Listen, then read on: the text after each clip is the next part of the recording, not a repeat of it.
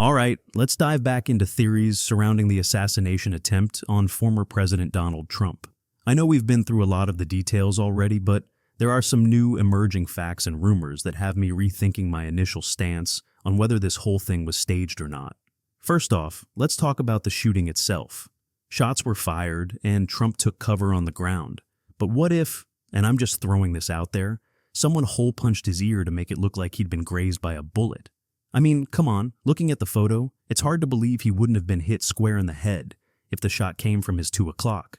And then he gets photographed with this supposed wound, which seems incredibly risky and downright insane considering there could still be active shooters in the area. It's all just a little too convenient and theatrical, don't you think?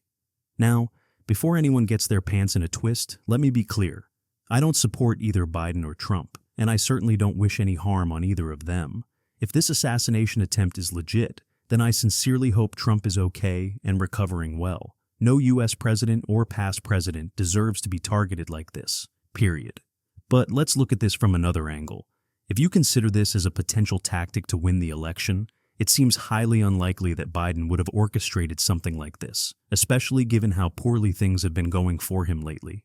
Plus, the fact that Trump himself got shot and another person was reportedly killed makes it even more far-fetched. I mean, do you think Trump would be willing to take a bullet for a political stunt, even if he were desperate? Which, by the way, he certainly wouldn't be at this stage in the race. Sure, Trump might have been miffed about not getting enough attention all week, but come on, he got some. Just not enough for his liking. It's never enough for that guy, am I right? Now, if someone in the audience was indeed killed, then we're talking about a real gun with real consequences. What are the chances that Trump would take such a massive risk and let some gunman graze him in the ear? Even if he were desperate, which I don't believe he is, I don't think he'd gamble with his life just for some sympathy points. And let's be real, asking for sympathy is out of character for him anyway. The problem is that we don't have all the facts yet, and the current theories floating around don't make a whole lot of sense. Some people are speculating that the shooter used blanks and Trump used a fake blood packet on his ear. But here's the issue with that. There's unconfirmed chatter about someone getting hit by a stray bullet. So, that theory doesn't quite hold water. Another idea making the rounds is that Trump had a shooter aim for a spot he could survive. But seriously, who in their right mind would volunteer to take a shot to the ear from a distant shooter? The risk is just way too high, don't you think? Videos are circulating of law enforcement apprehending the shooter, and unconfirmed claims that the shooter was killed by someone else's gunshot. If this turns out to be true, then the whole staged theory goes out the window. Of course, we'll know more in the coming days, but there's no shortage of motivation from anyone on the left to latch on to any detail that confirms it was staged. A lot of these conspiracies are just left-wing coping mechanisms, so don't let your opinions be swayed by emotional tweets. And let's talk about Trump's reaction for a second. He acted exactly how I would expect him to act if someone tried to assassinate him. But what about that woman who showed no real reaction and just kept filming on her cell phone? That's pretty strange, right? The entire crowd's response was a bit odd, but I guess she could have just been in shock or had a delayed response.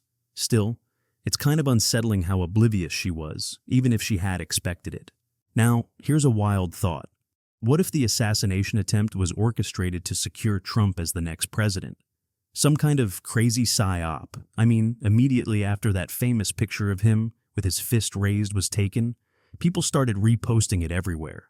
He stood back up, with the Secret Service surrounding him, but not even moving him before he even knew the shooter had been neutralized. And now, let's talk about these new details that have come to light. Many eyewitnesses spotted a second gunman on the water tower. That's pretty suspicious, right? And then there's this rumor that Tucker Carlson, who's supposedly a known CIA agent, warned Trump weeks before the RNC that if he picked anyone besides J.D. Vance as his VP, they would assassinate him. I mean, what? So, here's what I'm thinking now. There was a highly skilled sniper on the water tower who shot Trump's ear and fired shots into the crowd, killing and wounding onlookers. And that young man who shot from the roof, he only fired off blanks. He was a Manchurian candidate, a pawn in this whole twisted game. But what was the purpose of all this? I believe it served not only to popularize Trump and help get him elected, but also to scare and warn him into choosing JD as his VP and cooperating in the future. They've made it crystal clear that they can and will kill him if he steps out of line. And those recent charges and the ensuing trial against Trump, I think they were meant to keep him busy and constrained and prevent him from making any big moves leading up to the election. Now, this last point is purely subjective, but watching Trump at the RNC, he just doesn't seem like himself.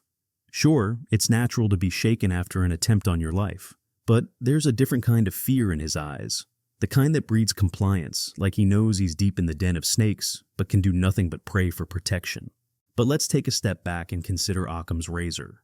Occam's razor is a guiding principle often credited to the 14th century friar, William of Occam. It suggests that when presented with two competing explanations for the same phenomenon, the simpler one should be favored.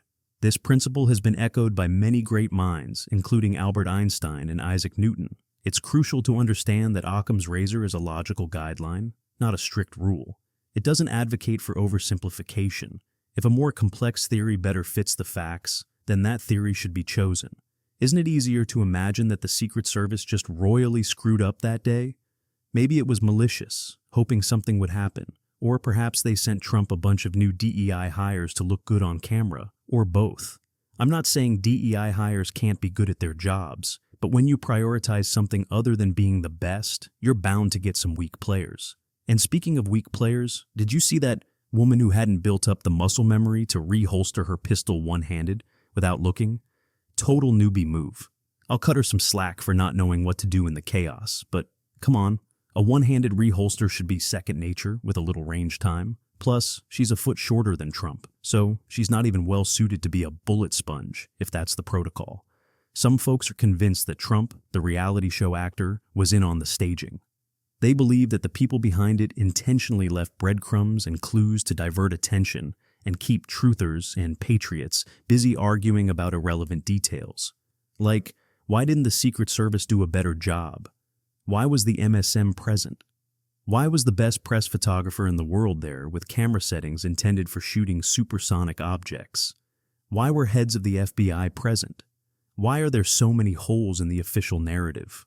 The point, they say, is to market Trump as anti-establishment, to give him more street cred, so it appears like a miracle when he wins against all odds in the S election. TPTB knows they need an anti-establishment guy to install tyranny because patriots would never accept it from someone like Biden.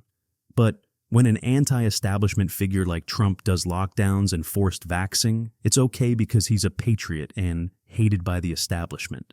But here's the thing. Trump is a narcissist, and real people were hurt and killed that day. I have a hard time believing he'd be on board with a staging involving live rounds. It was real, and he was supposed to be removed, but they failed. For whatever reason, the powers that be don't trust him. He's a liability, and I hope he can make it to November without another bold attempt on his life. That kid who shot from the roof, MK Ultra'd. And there's evidence of two shooters. Trump had good reflexes and hit the deck fast, but I'll never buy that the kid was acting alone. We're not complete nincompoops.